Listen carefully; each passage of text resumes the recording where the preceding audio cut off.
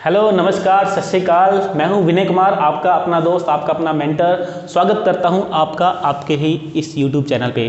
तो चलिए, इस इवोल्यूशन की सीरीज के अंदर हमारे 2 लेक्चर हो चुके हैं। आज हमारा है 3rd लेक्चर, जिसके अंदर हम डार्विन के पोस्टुलेट्स जो थे, जो डार्विन की थ्योरी थी, उसकी थ्योरी के पोस्टुलेट्स को पढ़ने वाले हैं कि क्या क्या चीज़ें डार्विन ने बताई। लेकिन भाई ऐसा सीधा नहीं पढ़ेंगे, हम इसको पढ़ेंगे एक स्टोरी के तौर पर पढ़ेंगे। एक स्टोरी देखेंगे, उसके अंदर से सारे के सारे पोस्टुलेट्स निकालेंगे।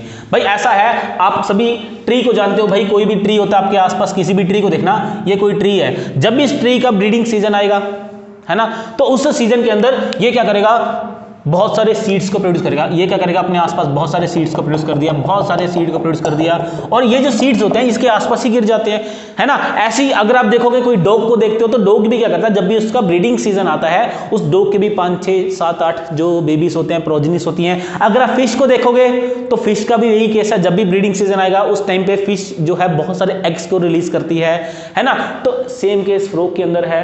अगर आप ह्यूमन को देखोगे तो एक टाइम पे 9 मंथ के अंदर एक बेबी, उसके बाद फिर कभी ना कभी एक दूसरा बेबी। तो इस तरीके से हर एक ऑर्गेनिज्म, जो मेन बात है, हर एक ऑर्गेनिज्म क्या करता है, अपनी नई प्रोजनी को, नेक्स्ट जनरेशन को ऐड करता रहता है। तो इसका मतलब यह है कि वहां पे क्या हो रही है, उस चीज की ओवर प्रोडक्शन हो रही है। तो डार्विन का पहला पॉइंट जो था, पहला पोस्टुलेट था, जो वो यही था कि कोई भी स्पीशीज होती है वो लगातार क्या करती है, ओवर प्रोडक्शन करती है अपनी प्रोजनी का। उसकी जो प्रोजनी, उनका लगातार जन्म होता है, लगातार बर्थ होता है। तो ये बहुत प्यारा उसका पहला वाला पोस्टुलेट था। अब बात यह है, अगर हम इस ट्री की एग्जांपल करते हैं, अगर हमने क्या किया, ये एक ट्री है, ये उसका एरिया जिस जगह पे ये ट्री है, तो वहां पे क्या है, उसने बहुत सारे जो सीड्स है ना, बहुत सारे सीड्स को प्रोड्यूस किया। ये सीड। अब भाई ऐसा है, एक ही पेरेंट है, उसके बहुत सारे सीड्स हैं, सारे के सारे सीड एक जैसे हैं। सबकी जो रिक्वायरमेंट लाइक फूड की अगर हम बात करते हैं, फूड भी इनको एक जैसा चाहिए, इनको टेम्परेचर भी एक जैसा चाहिए, इनको वाटर भी एक जैसा चाहिए, इनको न्यूट्रिशन भी एक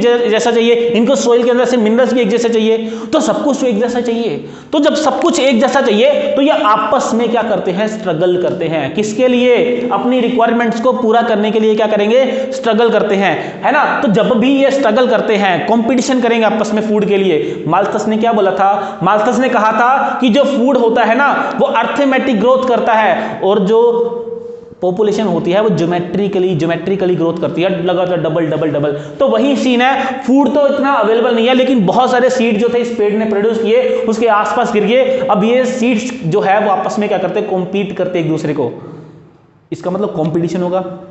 और कॉम्पिटिशन कभी भी, कॉम्पिटिशन अगर 2 स्पीशीज के बीच में एक कॉम्पिटिशन है, एक ही स्पीशीज के ऑर्गेनिज्म के बीच में है, तो जो कंपटीशन एक ही स्पीशीज के ऑर्गेनिज्म के बीच में होता है वो ज्यादा खतरनाक होता है।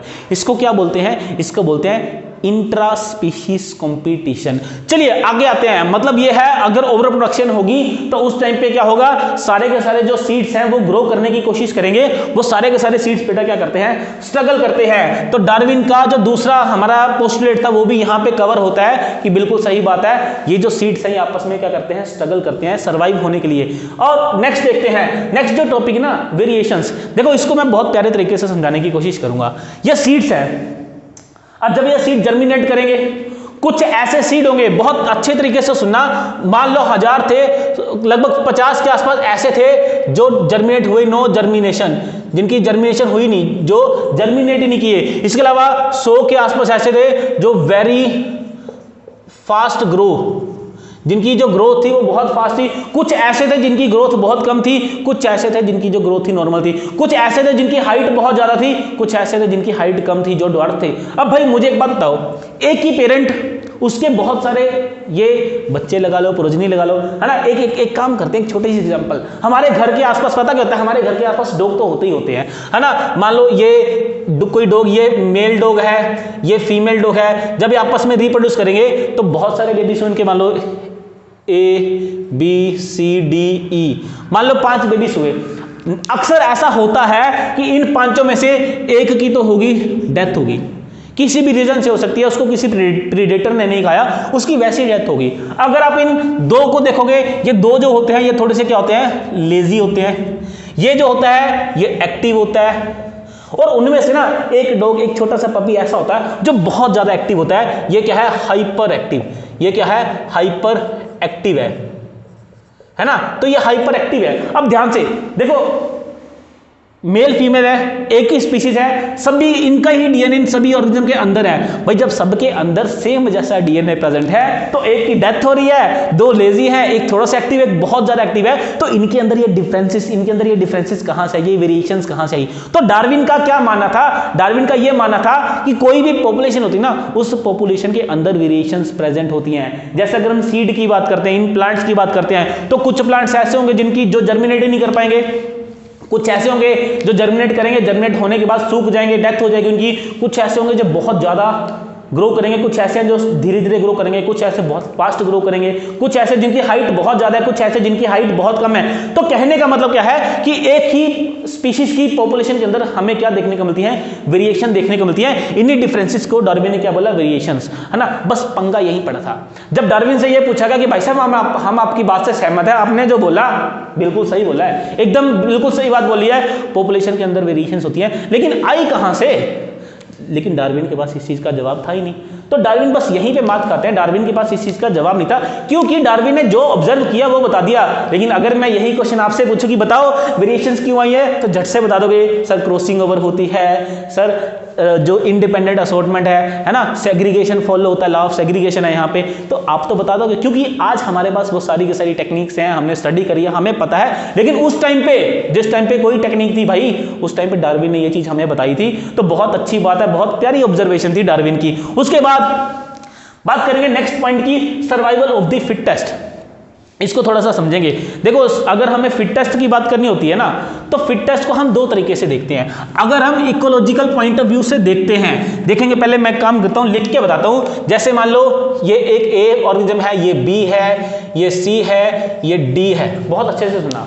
मान लो ये सारे के सारे एक जैसा फूड खाते हैं, इनमें कंपटीशन था, तो जो बी वाला था ये जीत गया, इसने फूड खा लिया, ये कंपटीशन जीत गया। तो अकॉर्डिंग टू इकोलॉजी हम बोलेंगे कि ये फिट है। लेकिन इवोल्यूशन के अकॉर्डिंग बेटा फिट ऑर्गेनिज्म वो होता है जो अगली जनरेशन को प्रोड्यूस करे, उसको फिट बोलते हैं। इसको क्या बोलते हैं? फिट बोलते हैं। तो अकॉर्डिंग टू डार्विन क्या था बेटा?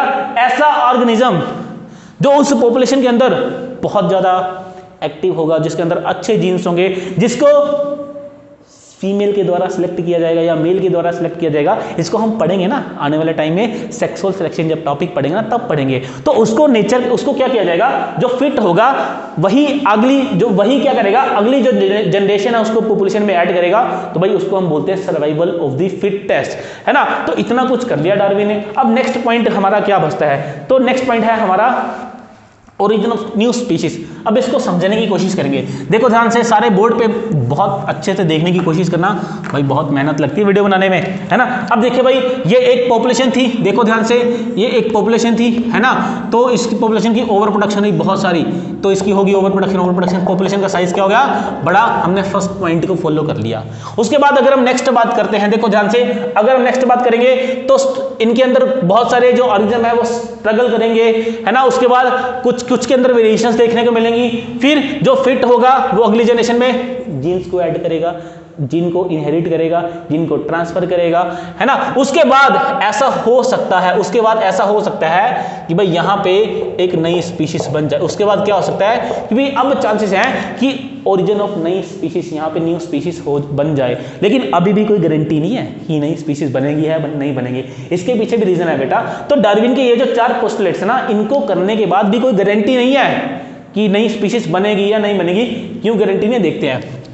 एनी हाउ, मान लो किसी तरीके से ये जो पॉपुलेशन थी, इसने क्या किया? अपने 2 ग्रुप्स को बना लिया, 2 ग्रुप्स बन गए, और इन दोनों ग्रुप्स के अंदर एक ग्रुप ऊपर है, एक ग्रुप नीचे है। किसी वजह से भी ये 2 ग्रुप बन सकते हैं, मैंने जस्ट ऐसे ही बना दिया।